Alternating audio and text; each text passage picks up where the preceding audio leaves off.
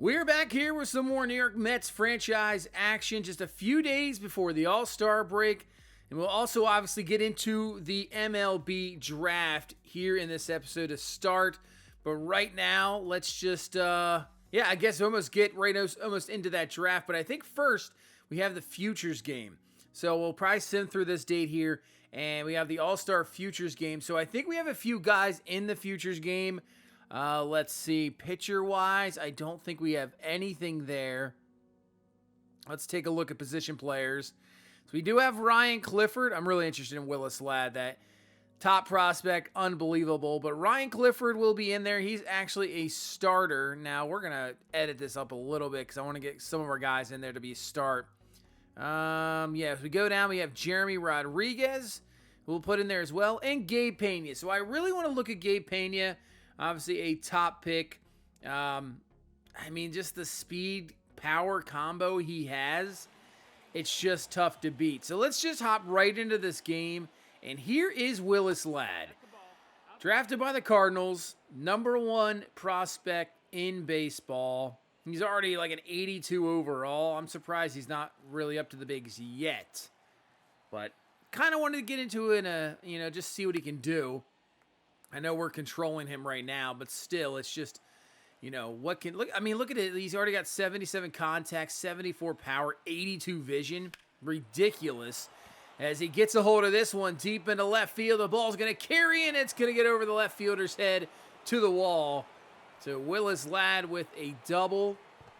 I mean, at the stats you saw, I'm just really surprised it hasn't been more than that. I think he'll be up the bigs next year. But Gabe Pena rips this one down the line. That's going to knock in 2. It may just be a single for Gabe Pena, a 2-run single, but we know the speed he has. Unbelievable speed, 99 speed. So he's always a stolen base threat, and it puts pressure on the catcher to make, great stops down there. That speed is there. It doesn't work, just gets away just a little bit. And just like that, he's on the second base. Let's try to swipe third here. Let's do it. There he goes. That's not even close. Not even a tag attempt. And that's what just Gabe Pena can bring. I'm still trying to look and think of who is going to be, those guys that are brought up in September. Pena, maybe, I don't know, just the ability to steal bases. As this one's hit down the line, and he's a very good bat. Now, fielding-wise, not there yet, obviously. But if you can bring somebody like this into a later game situation, just that threat on the bases, it could be a possibility. As Colt Emerson's going to rip this up the middle, that's going to be another run as he will score. And right now, it is a 4-0 NL lead here in this Futures game. So far, nothing's really happened with Ryan Clifford or Rodriguez. That's why right now that has not been shown. It's really been the Gabe Pena show. As Pena gets a hold of this one, a tad bit in front of it, but it carries here in Texas. This one's back, and it's gone. There is the power of Gabe Pena. Even if he just doesn't get full enough contact on it, it is just enough. Carries out of here. He is having one heck of a Futures game here today. 1 stolen base, home run. Now 3 RBI. Man, what a game for Gabe Pena. And it would be a 6-2 victory for the NL. And he did win player of the game. 3 for 4. What a game for him. Could he possibly be caught up? That would be crazy to see. And now it is time for the draft. Now, I've stated this before. Obviously, we have a late pick at number 22. And as for some of these guys, in reality, I'm not sure if we'll even get much, game time, gameplay with them in the future. A lot of these guys are going to be years away. Patrick Dietrich looks like the only one that could be a guy that you could bring up maybe next year or the year after. But in reality, thinking about this franchise and thinking with NCAA coming up, Madden coming up, how long do you go? Do you go like 5 years with this franchise wherein, these guys probably wouldn't be even up in the bigs at the time. As Mario Oliva is going to be your first pick for the Brewers. Second pick, Fernando Silva and Parker Carrillo will be the number 3 pick to the A's. So yeah, we're only at 22, and we'll see where everybody falls. Now, I was looking at Rich Ramirez.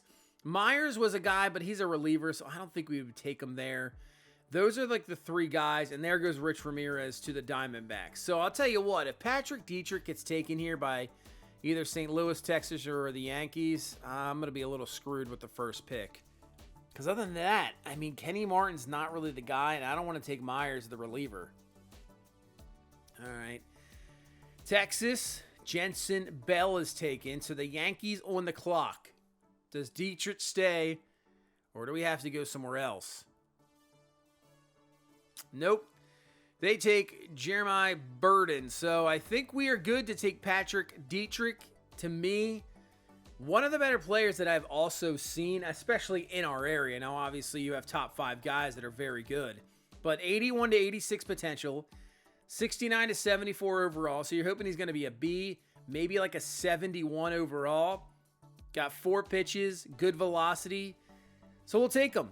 Patrick Dietrich is going to be our number 1 pick here in this draft. He is 23 years old. He's a 4-year senior out of college, but that's what we kind of want. We want guys that are able to make an impact a lot more quicker, that is for sure.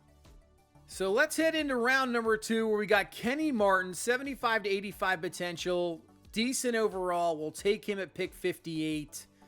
He is, 21 years old. We'll see. When you get these later round guys, usually you want to pick for potential, but like I said, I'm just trying to find guys that maybe overall they could be an impact immediately, and maybe they're only a C potential. That's perfectly fine with us.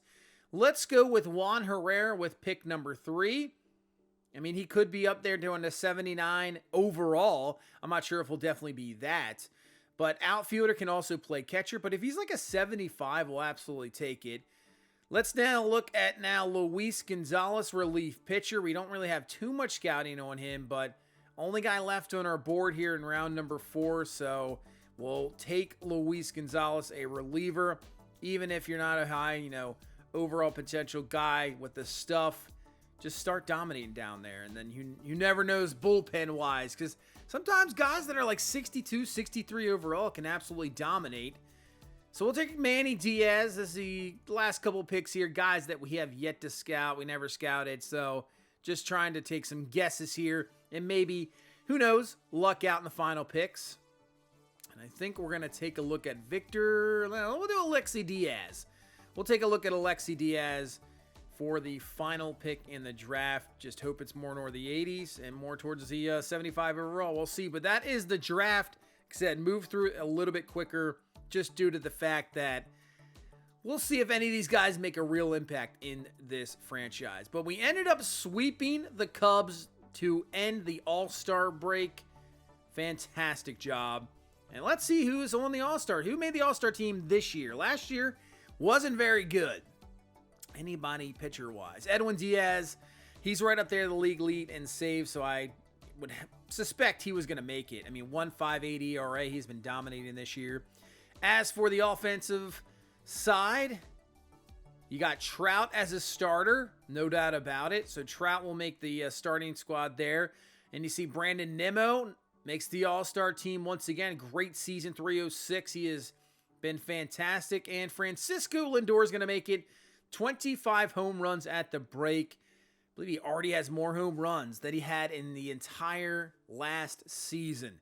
So we got 4 All-Stars, but the AL will defeat the NL in the All-Star game. But a nice job from a good representation from us, 4 All-Stars. Guys you would definitely suspect to be there. So as we get into the second half, let's take a look at what we got. Kodai Senga right now is our ace, 9-5 with a 4.51 ERA. Whip at a 1.33. If you're looking at possible trade ideas, I do not have them. I think we're just sticking what we got. Could we add another, bigger pitcher? Possibly. Because I'm not sure if Derek Yeager is going to stay up here. He is starting to struggle. But if Walker Buehler is pitching a lot better in AAA and makes his way back up here, there you go. That's that spot. So I'm sticking with the rotation. I think we leave Yeager in the bullpen. I'm not going to send him, you can see the struggling. He has allowed 10 home runs and 41 and 2/3 innings pitched. Not what I want to see, but he is only 19 years old.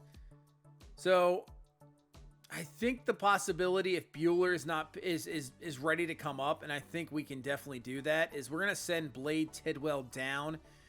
Same thing, 17 inning pitch, already 5 home runs allowed, 6.35 ERA, whip at pretty much a 1.6. So I think we'll have to send down Tidwell. Buehler's starting to pitch a little bit better in AAA. Still not producing what I want to see. Obviously, the season he was having in the bigs, not good at all. But you know what? It is time. We're going to bring him back up, ready to get this stretch run here throughout the second half of the season and hope to maybe bring home a division title. So Buehler will be brought back up. Like I said, Yeager, we'll just move him to long relief and see how he does.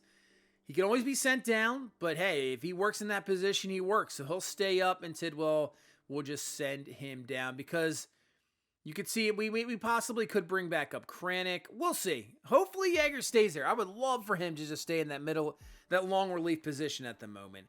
As for the lineup, there's no reason to change anything. Top 3 guys are all-stars. Lindor, as you can see, already has more home runs than last year at 25. I mean, he's average is one of the best he's had in the past 5 seasons. OPS, not even, close to what he's done here in the last 5 seasons. He's having a great season. Youngsters in James Wood, Brooks Lee, Owen Casey. Casey's leading us right now in RBI. You got Gleyber Torres having a great season. Beatty's been down, but still, 42 RBI, 13 home runs. And Casey, 20 home runs. I still can't believe he didn't make the All-Star game. That is crazy to see. Just great season so far. 24 doubles at the break, 20 home runs. Nearly on pace for 40 home runs as a rookie. Absolutely insane. Brooks Lee up to a 257 average, so he has risen that up. You can see he's down 4 contact to lefties. Obviously a switch hitter, but the averages it's starting to be on a rise. More than likely he's going to hit more home runs. Doubles are definitely down. I'd like to see the on base get a little higher, only at 299, but slugging better than last year. OPS obviously just a little bit higher, but maybe he is on the rise. I'm hoping that's going to be the case. Great second half for him. And then Beatty, average, obviously, he's not putting up the season he did last year, but he's still on pace to have more home runs. Now the doubles is way down, and you can see the average is down, but the on base still at 330. Just the slugging is not there at the moment for Brett Beatty, but for Francisco Alvarez, I'll take a 238 average from him any day of the week. 18 home runs, 48 RBI, so he is performing very, very well. Michael Taylor, average, it's awful, but the defense is there. Luis Angel Acuna, you know what? We might have to find some more playing time. He's got 9 doubles, 4 triples, 6 home runs. OPS over 800, on base at a 335 clip. So far, 8 stolen bases on the season. He is starting to develop into that player maybe that we thought we were going to get early on this franchise. He's starting to get there. I know he's cold at the moment, but he is looking a lot better. Parada, he's hitting the ball well too. It's just, I'd rather not him just dwell down in AAA. This is better. Get him this big league experience. He's doing very well with it, that's for sure. So the lineup does not need changed at all. We got a 7.5 game lead to start the second half over Philadelphia.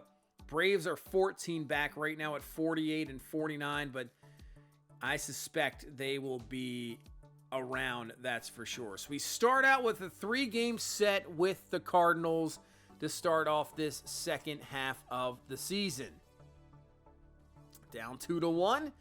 And they come back and beat us 4-2. And now we get into signing draft picks as well. So that's not a good way to start off the second half. We blow a game.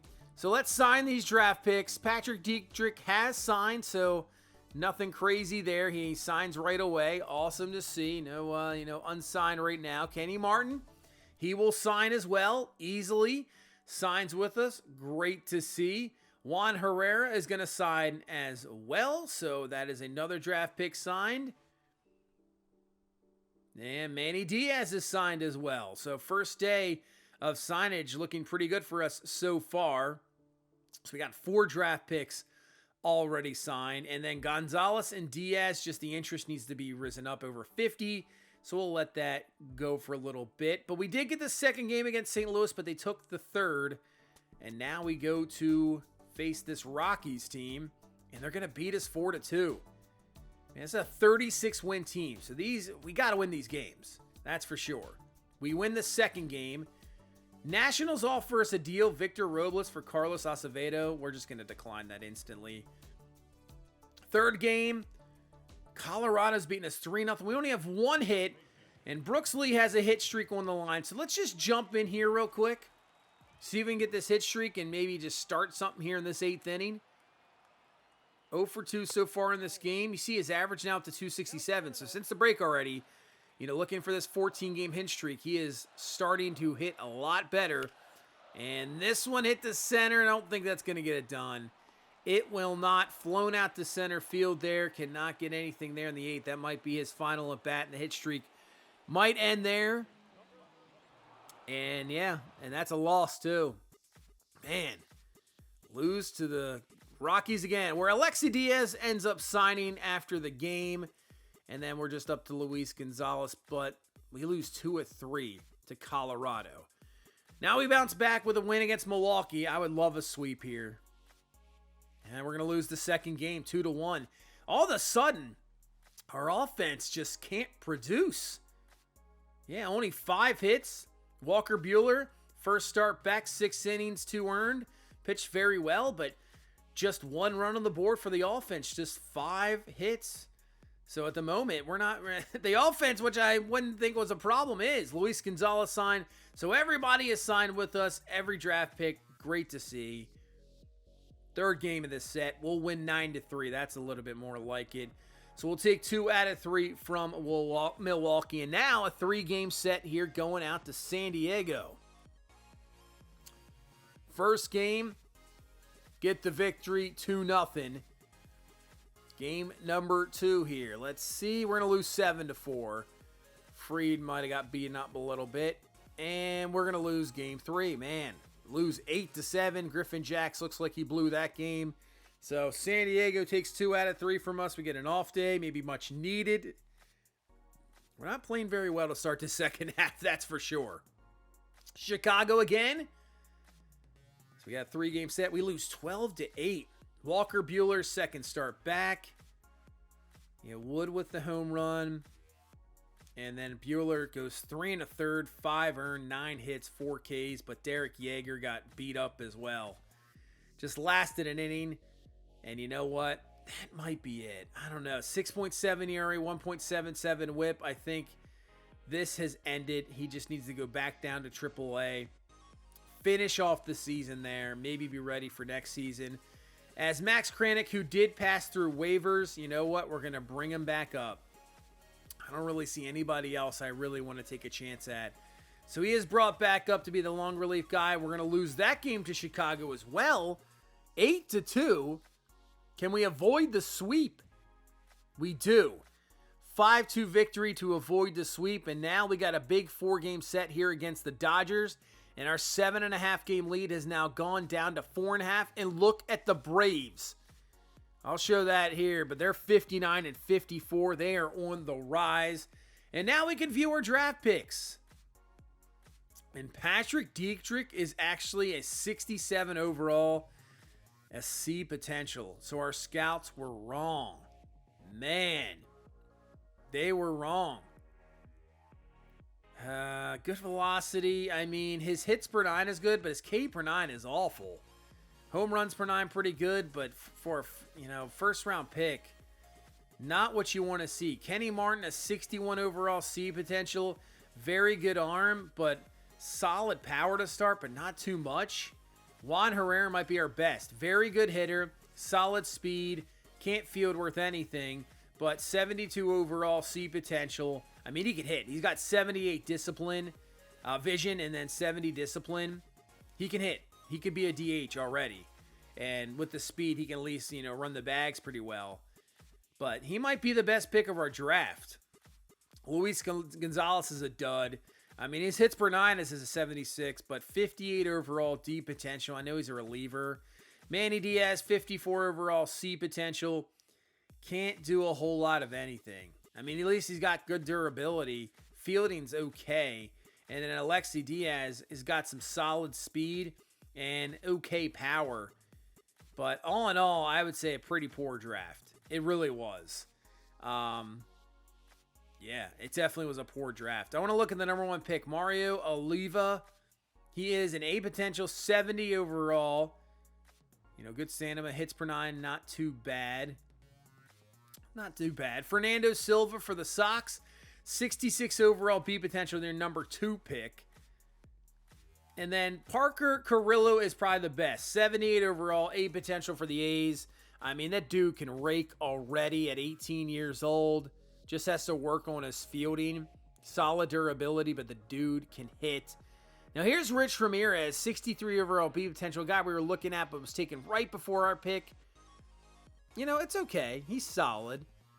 A solid pick. I'm looking at this draft class and just nothing really special. Really isn't. Kurt Caruso for Boston. I mean, another guy that can hit.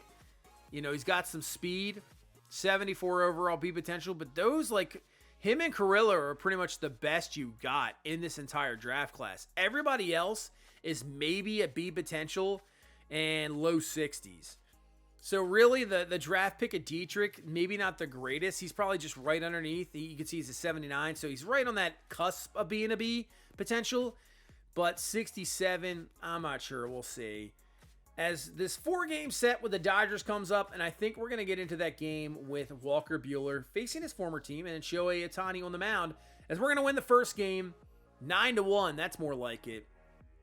Lindor's going to triple and homer. And same with Trout and James Wood will add another home run as well. Fried goes 6 innings, 8 hit, 1 earned, 5 Ks. And Crane comes in for a 3-inning save.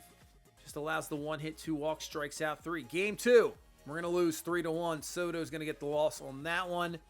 I mean, we had 12 hits in the game. Everybody in the lineup got at least 1 hit. And we could only get 1 run out of it. Man, that's rough. Soto goes 6 innings, allows 3, strikes out 6, but gets the loss, falls to 12-7. And that's going to bring us to this game. So Walker Buehler's going to be on the mound. Let's hope for a really good start, as Shohei Ohtani will be on the mound here for the Dodgers. So you know it's going to be a tough matchup. Right now it's 62-53. I think they're right behind the Padres. I think they're right there with them for the NL West lead. So, obviously, this Dodgers team probably going to be in the playoffs. We'll see. But right now, you can see the wild card standings. Cardinals, Phillies, and you can see the Padres. Yeah, they're tied. Padres and Dodgers. Either one has the division. One has got a wild card. But Walker Buehler, ERA down to a 6.89. Whip is lowered a little bit. And there's Jeff McNeil. Guy we traded to this Dodgers team, seeing us for the first time. Here we go. As they're going to say he did not go, so works it to a 2-2 count. Right now, they still are projecting us to be the number 1 seed down below at 97 wins. 2-2, McNeil's going to crown this one. Brooksley tried, but Lindor up with it over to first base, makes the throw. They're already projecting the Braves to be the last seed in, 88-74. That is crazy. So 48-49. Now, wait a minute. Look at this lineup. There's only one righty, Chris Taylor. That's it. Everybody else is a lefty. That is insane. Wow, okay. So here's Shohei Ohtani. He's got 30 home runs so far this season. So he's probably going to end up in the high 40s, you would think, for sure. So Ohtani's going to foul that one away. But, yeah, Atlanta, they're projecting him to get up to 88 wins. Man, yeah, 48-49 at the break. And here we go. They're just surging. 0-2 to Ohtani. Man, absolutely rips that, but that is going to travel foul. Don't keep a pitch there, that's for sure. 0-2. Ground ball, but Glaber is right there for it. Up with it, out number 3. 1-2-3 first. All right, so Ohtani on the mound. 8-7, 3.36 ERA. I mean, he's got 175 strikeouts and 142 innings pitched, so nearly a 30% rate. Walk rate pretty high, though. Nearly 11%. And even with that, his whip's only at a 1.15. Just insane what this guy can definitely do. He is obviously the modern day Babe Ruth. 2-2 pitch here to Francisco Lindor. And Lindor, that's going to get over the head. That'll be down for a base hit. I'd really like to see, I know in the MVP standings, you can only see the top 3. That is one thing I wish they would do more like Madden. Give me like a top 10. Trout's going to be hit by the pitch, but man, a Trout-Ohtani matchup again, kind of like the World Baseball Classic. That's going to be cool to see. Hopefully we'll see a couple more of those in this game. As here comes James Wood to the plate. He'll take the pitch for a strike. He's got 22 here so far this season. But yeah, I'd love to see where Lindor stands in the MVP, race. 0-1. Oh, he hung that one up, and James Wood didn't miss it. Absolutely rips it. Lindor's going to be on his way to the plate. Trout to third, and James Wood's got an RBI double here in this first inning. And really lucky for Ohtani that it was just a double, because that is a hanging breaking ball. Wood can easily crunch that out of the yard. Hangs that slurve up. But that had a little bit more movement. That was a bit of a nasty pitch there. 0-2 here to Glaber. And he's not missing. Gets that bat around. That's going to get down for it. That's going to score 2. And we got a really good first inning here. 3 runs on the board as Glaber with a 2 RBI single. 3-0 lead. Here's Brooks Lee. Now that average is up to 275. On base up to a 313. Like to see the power there a little bit more. I'd love to see him get like 25 home runs. I'm just not sure that's going to happen. 0-1. Man, he is hanging some pitches over the middle of the plate. So maybe just not the day right now for Shohei Ohtani. 0-2. Up the middle. That might be the end of the inning. Makes a jump throw to first, and that will do it. But 3 runs in the first. So let's see what Buehler can do here in this second inning. Max Muncy will take the pitch for a ball. But a 1-2 count. Let's go low and down with this changeup and swing and a miss. Strike 3 on the circle change. Muncy goes down. Second K for Buehler as Josh Rojas will come to the plate with 2 away. 0-1 to him. He takes the circle change there for a strike. And now 0-2. Buehler with the pitch. See you later. Strike 3. Not sure what you're doing at the plate there, just leaving the bat on your shoulder with a changeup that didn't have the greatest location, and the fastball's there. But we'll take it. Strike 3. Move to the third inning. As here's the only righty in the lineup. That is crazy. Chris Taylor's going to fly this one to left. Nimmo is there for the out. I just can't believe they only have 1 righty in the lineup. Absolutely wild. So Trey Sweeney coming to the plate here in this third inning. So they do have some of the some young guys in this lineup as well. It's not it's not a all veteran lineup. 0-1. Fouls that fastball away. Let's go.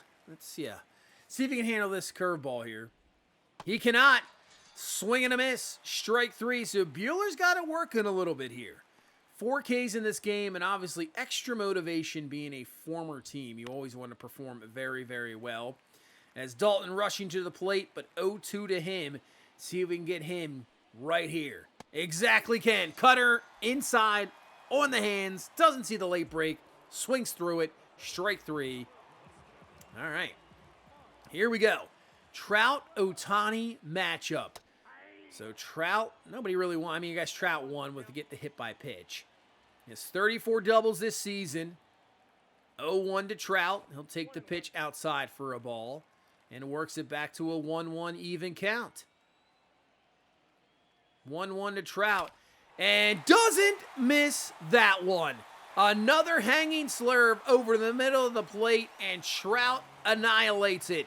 See you later, Mike Trout.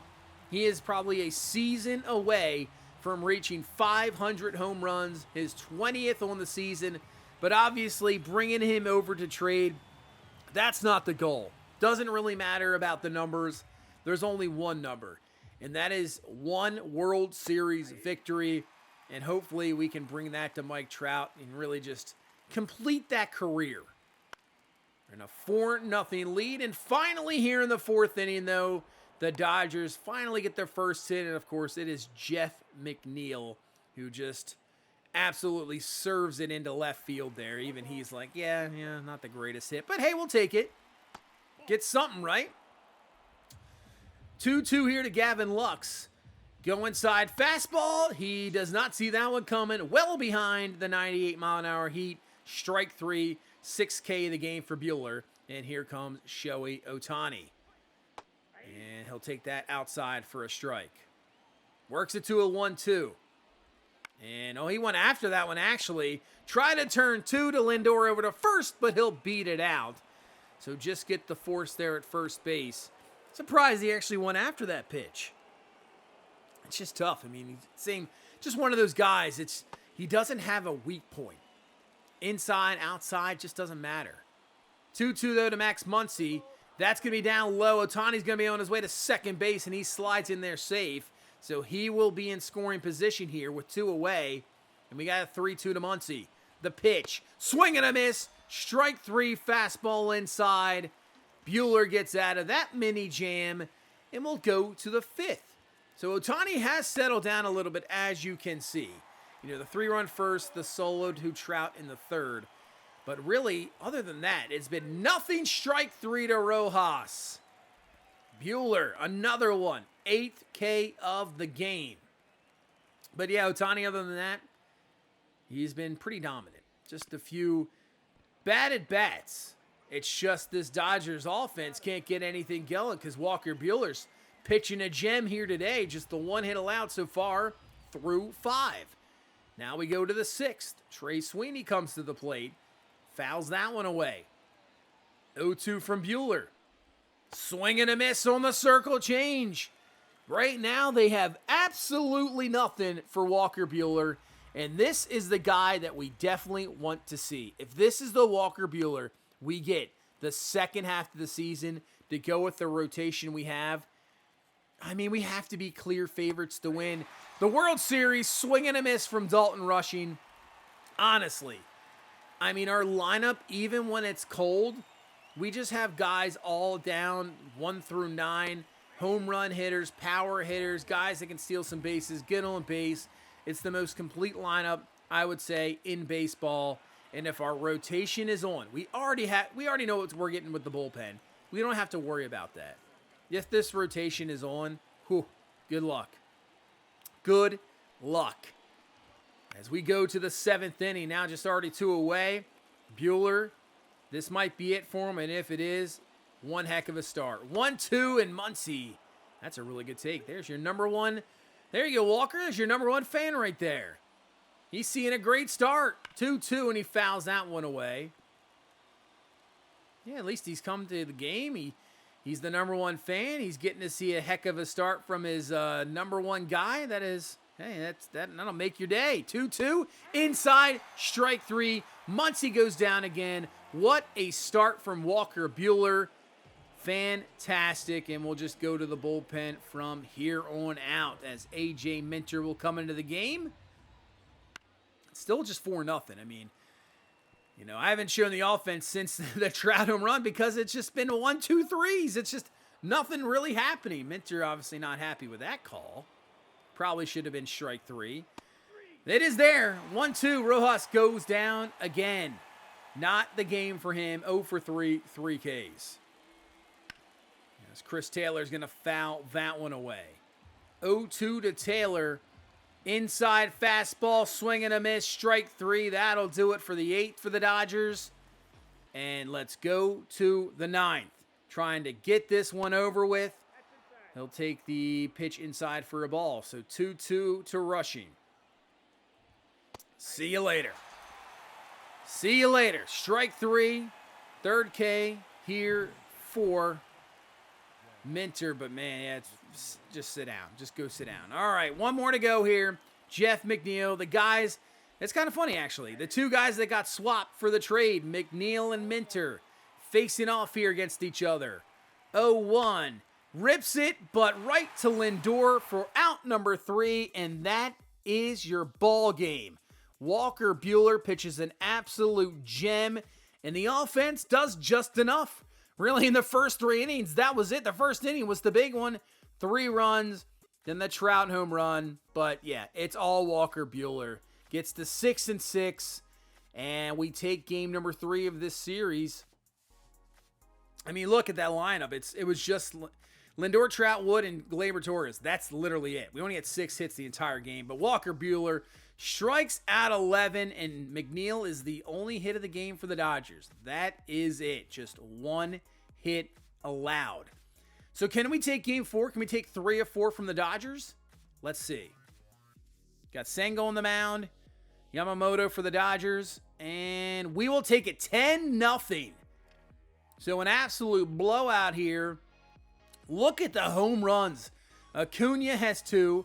Gleyber has 2. Alvarez, Wood, and Owen Casey had another home run. Man, oh man. 7 home runs in this game for 10 runs.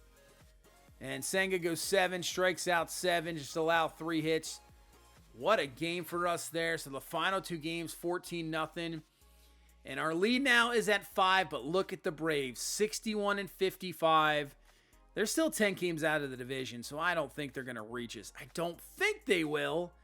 Hopefully not. But they are now a half game out of the wild card. So they are there. Man, this is going to be one heck of a, stretch here at the end because the defending champs are on the rise. Padres now a 1.5 lead over the Dodgers. And then the Cubs have a game lead over the Cardinals. So those divisions are going to be up for grabs. Right now we have the highest at 5. So I think we can win the division, but the Braves are on their way. But that's going to do it for this one.